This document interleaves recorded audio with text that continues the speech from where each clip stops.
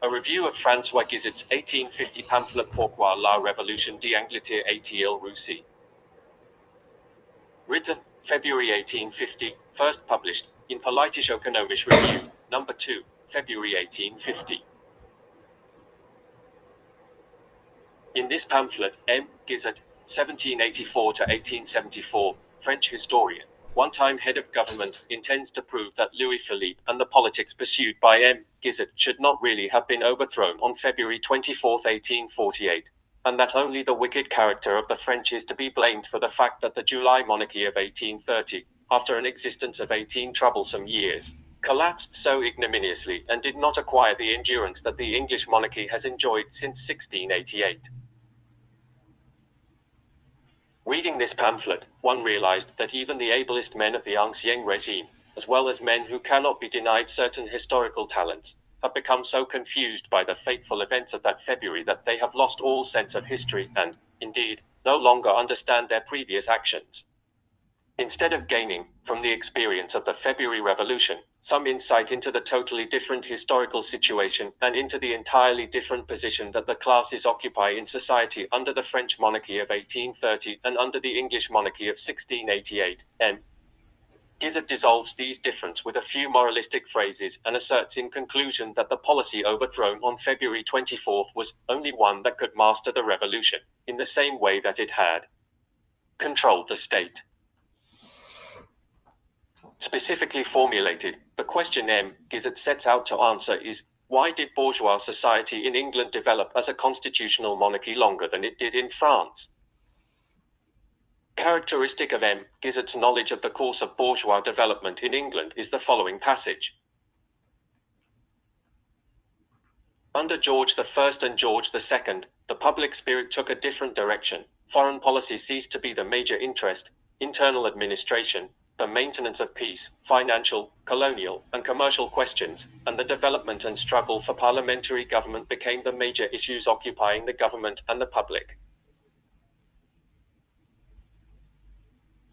M. Guizot finds in the reign of William III only 2 points worth mentioning: the preservation of the balance of power between Parliament and Crown, and the preservation of the European balance of power through the wars against Louis XIV.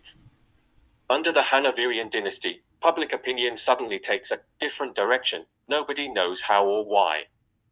Here one sees how M. Guizot superimposes the most commonplace phrases of French parliamentary debates on English history, believing he has thereby explained it.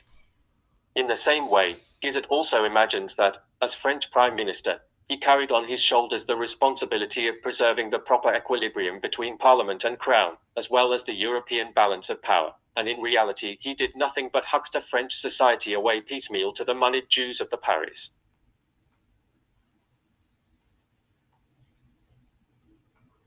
M. Guizot does not think it worth mentioning that the struggle against Louis XIV was simply a war of competition aimed at the destruction of French naval power and commerce, nor does he mention the rule of the finance bourgeoisie through the establishment of the Bank of England under William III, nor the introduction of the public debt which then received its first sanction, nor that the manufacturing bourgeoisie received a new impetus by the consistent application of a system of protective tariffs.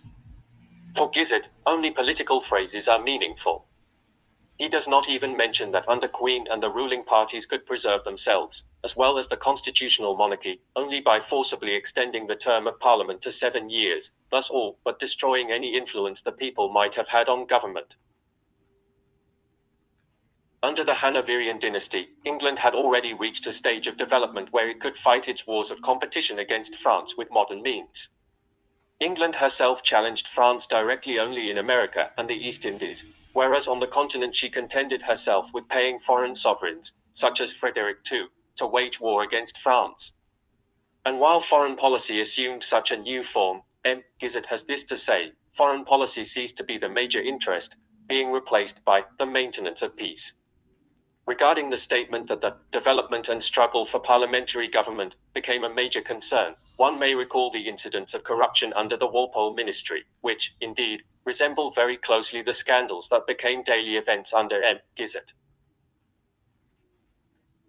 The fact that the English Revolution developed more successfully than the French can be attributed, according to M. Guizot, to 2 factors. First, that the English Revolution had a thoroughly religious character, and hence in no way broke with all past traditions, and second, that from the very beginning it was not destructive but constructive, Parliament defending the old existing laws against encroachment by the Crown.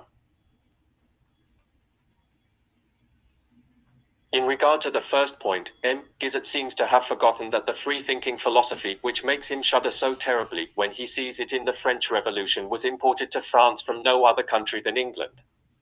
Its father was Locke, and in Shaftesbury and Bolingbroke it had already achieved that ingenious form which later found such a brilliant development in France. We thus arrive at the strange conclusion that the same free-thinking philosophy which, according to M. Guizot, wrecked the French Revolution, was one of the most essential products of the religious English Revolution.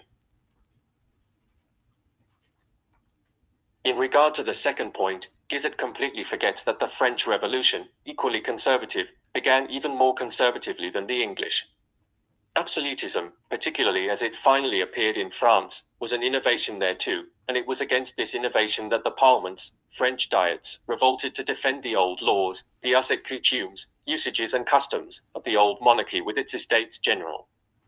And whereas the French Revolution was to revive the old Estates General that had quietly died since Henry IV and Louis XIV, the English Revolution, on the contrary, could show no comparable classical conservative element.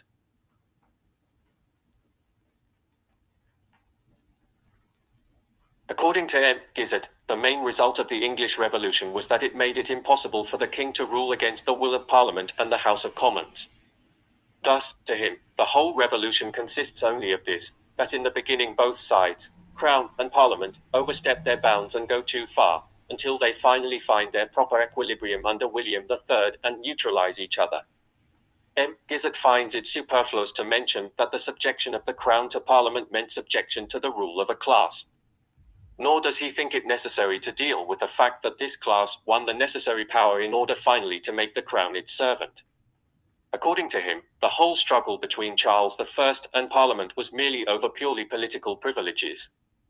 Not a word is said about why the Parliament, and the class represented in it, needed these privileges.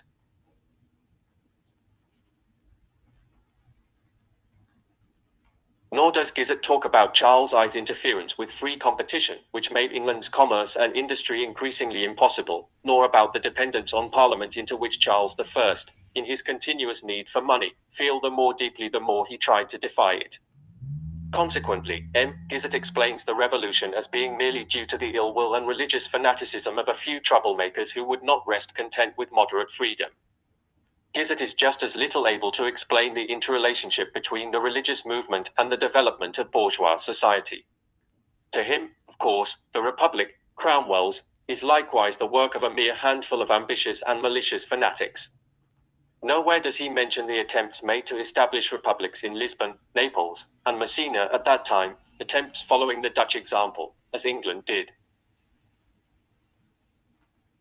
Although M. Guizot never loses sight of the French Revolution, he does not even reach the simple conclusion that the transition from an absolute to a constitutional monarchy can take place only after violent struggles and passing through a republican stage, and that even then the old dynasty, having become useless, must make way for a usurpatory side line.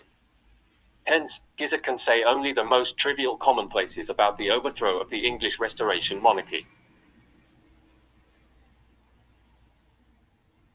He does not even cite the most immediate causes, the fear on the part of the great new landowners, who had acquired property before the restoration of Catholicism, property robbed from the church, which they would have to change hands, the aversion of the commercial and industrial bourgeoisie to Catholicism, religion in no way suitable for its commerce, the nonchalance with which the Stuarts, for their own and their courtiers' benefit, sold all of England's industry and commerce to the French government, that is, to the only country then in a position to offer England dangerous and often successful competition, etc. Since M. Guizot omits the most momentous points, there is nothing left for him but the highly unsatisfactory and banal narration of mere political events.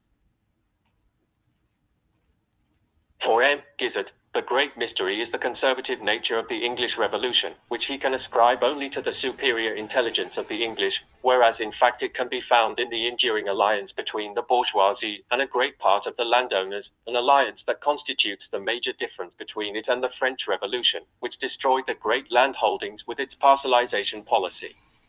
The English class of great landowners, allied with the bourgeoisie, which, incidentally, had already developed under Henry VIII, did not find itself in opposition, as did the French feudal landowners in 1789, but rather in complete harmony with the vital requirements of the bourgeoisie. In fact, their lands were not feudal, but bourgeois property. On the one hand, they were able to provide the industrial bourgeoisie with the manpower necessary for manufacturing, and on the other they were able to develop agriculture to the standards consonant with industry and commerce. Thus their common interests with the bourgeoisie, thus their alliance with it. For Guizot, English history ends with the consolidation of the constitutional monarchy. For him, everything that follows is limited to a pleasant alternating game between Tories and Whigs, that is, to the great debate between M. Guizot and M. Thiers. In reality, however, the consolidation of the constitutional monarchy is only the beginning of the magnificent development and transformation of bourgeois society in England. Where M. Guizot sees only gentle calm and idyllic peace, in reality the most violent conflicts and the most penetrating revolutions are taking place. Under the constitutional monarchy, manufacturing at first expands to an extent hitherto unknown, only to make way for heavy industry, the steam engine, and the colossal factories. Whole classes of the population disappear, to be replaced by new ones, with new living conditions and new requirements. A new, more gigantic bourgeoisie comes into existence. While the old bourgeoisie fights with the French Revolution, the new one conquers the world market. It becomes so all-powerful that even before the Reform Bill gives it direct political power, it forces its opponents to enact legislation entirely in conformity with its interest and its needs. It wins direct representation in Parliament and uses it for the destruction of the last remnants of real power left to the landowners. It is, finally, at the present moment engaged in a thorough demolition of the beautiful codes of the English Constitution, which M. Guizot so admires. And while M. Guizot compliments the English for the fact that the reprehensible excesses of French social life, republicanism, and socialism have not destroyed the foundations of their sanctified monarchy, the class antagonisms of English society have actually reached a height not found anywhere else, and the bourgeoisie, with its incomparable wealth and productive powers, confronts a proletariat which likewise has incomparable power and concentration. The respect that M. Guizot offers to England finally adds up to the fact that, under the protection of the constitutional monarchy, more and more radical elements of social revolutions have developed than in all other countries of the world together. At the point where the threads of English history come together in a knot, when M. Guizot cannot even pretend to cut with mere political phrases, he takes refuge in religious catchwork, in God's armed intervention.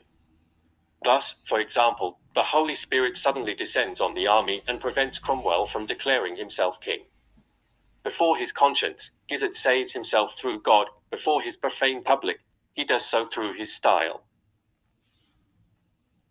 In reality, not only do les rois s'en vont, the kings depart, but also les capacités de la bourgeoisie s'en vont, the capacities of the bourgeoisie disappear.